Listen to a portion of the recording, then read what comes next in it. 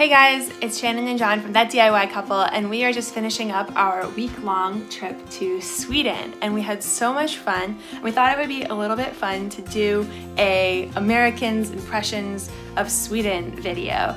And keep in mind, we've only been here for a week.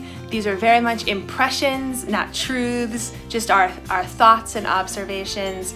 And I would hope that we could come back to Sweden again and gain a more sort of nuanced view, which I'm sure would happen were we to spend more time here.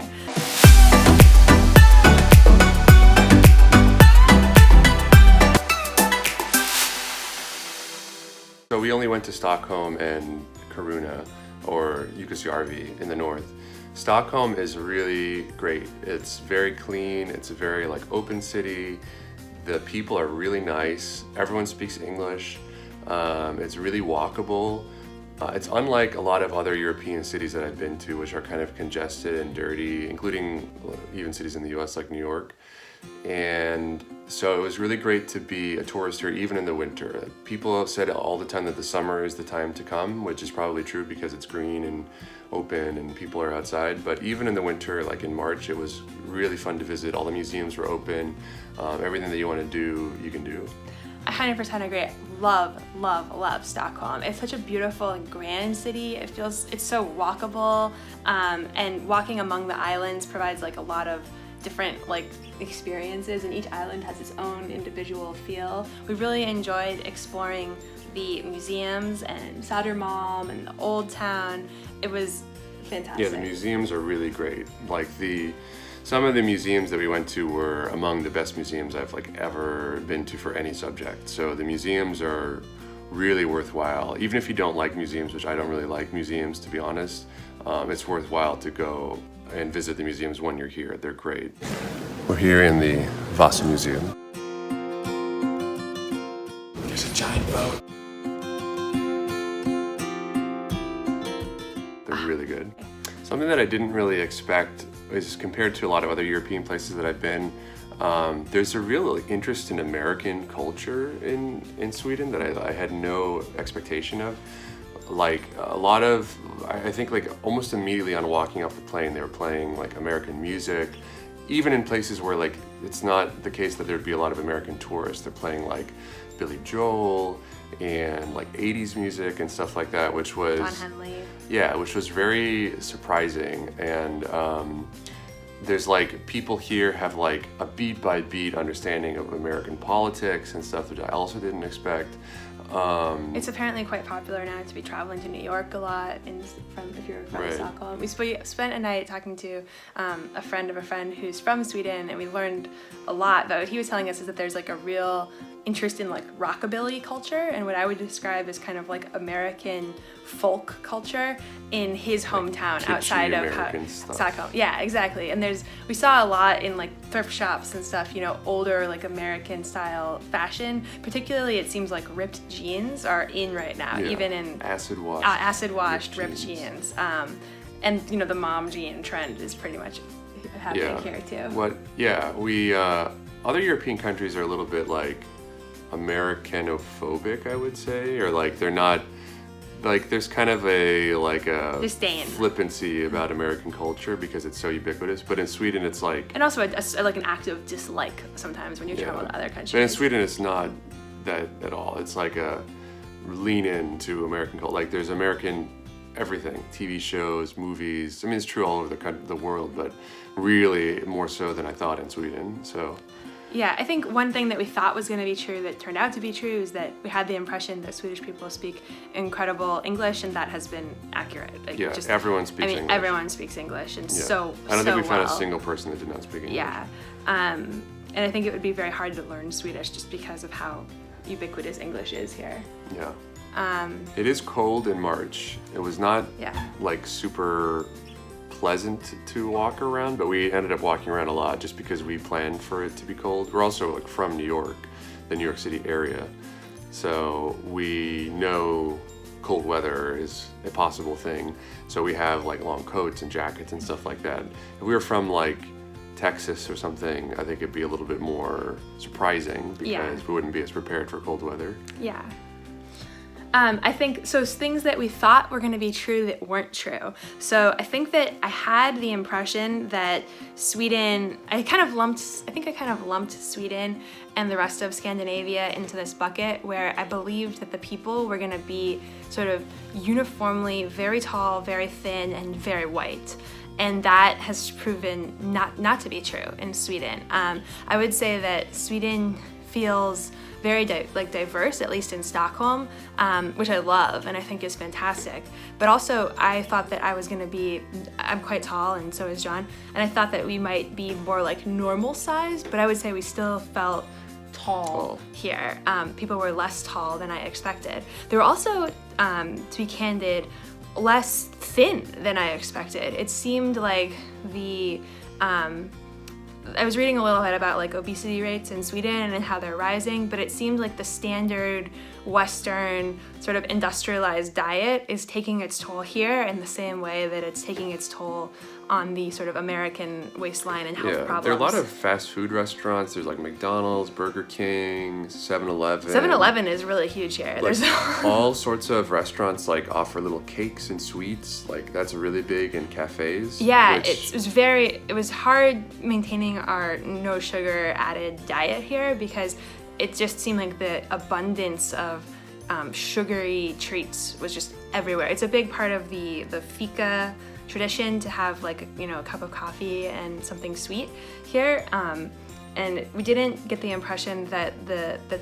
diet was as healthy as I think that I had envisioned in my mind. It's still healthier than most parts of the U.S. I think. Oh, 100%. But yes. It was not like. There were great restaurants, like we found a lot of great vegetarian options. So many great restaurants. We're here at Urban Deli in Stockholm, enjoying some nice vegetarian options.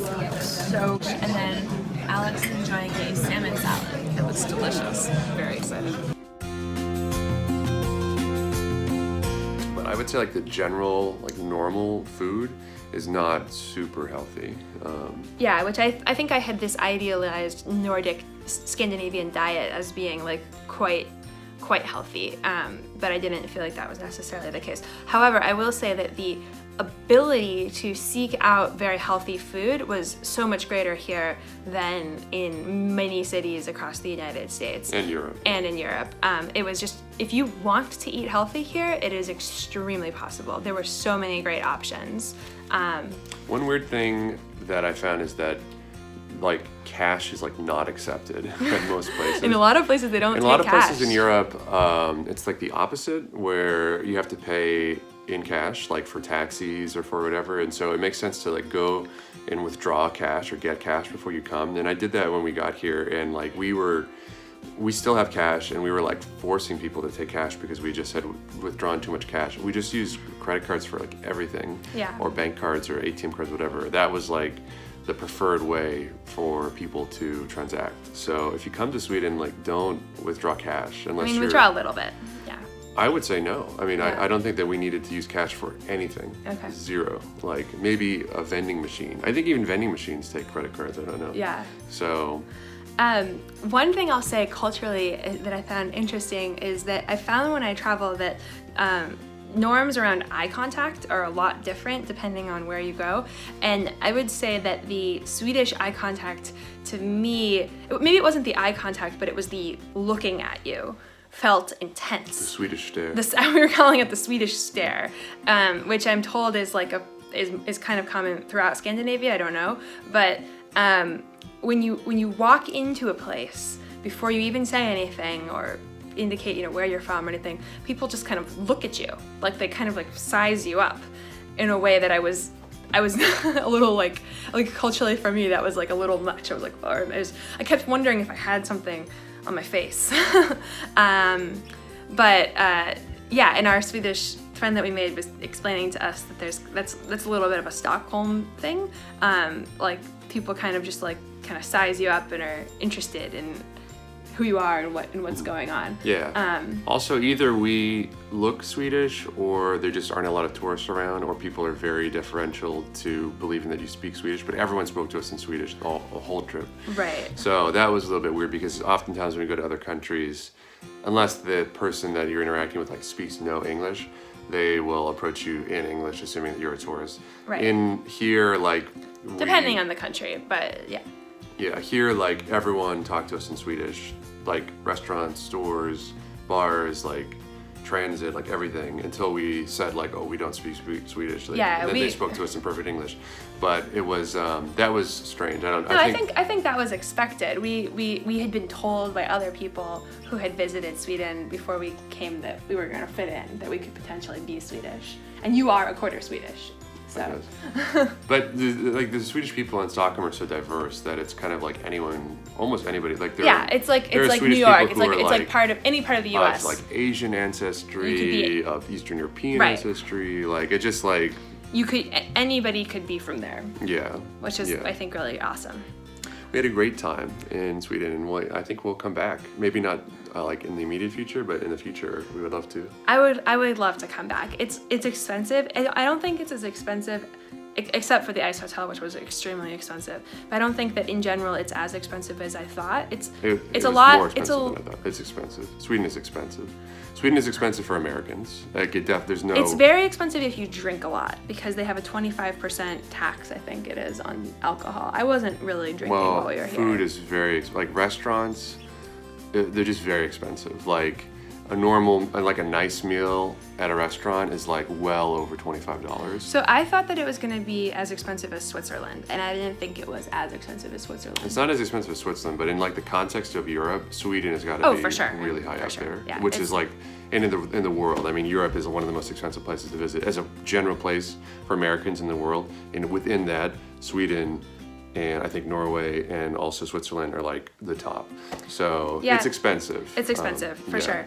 I think the only reason we came is because we got a really cheap fare. I think we paid $300 US plus taxes and fees, so it ended up being like $325, $350 each for our ticket, which made it cheaper than traveling to even like certain other parts of the US. And due to that really cheap fare, which we'll link down below the website we use to surf travel deals, it made it like feasible for us to try it once in our lives. I think though, if we were to ever get another really cheap fare, particularly in the summer, I would come back and hang out in Stockholm and Stockholm is great. Yeah, really had a great time. And thank you, Sweden. We hope to see you again. All right, bye guys. Due to a misunderstanding, my audio guide was entirely in Czech, but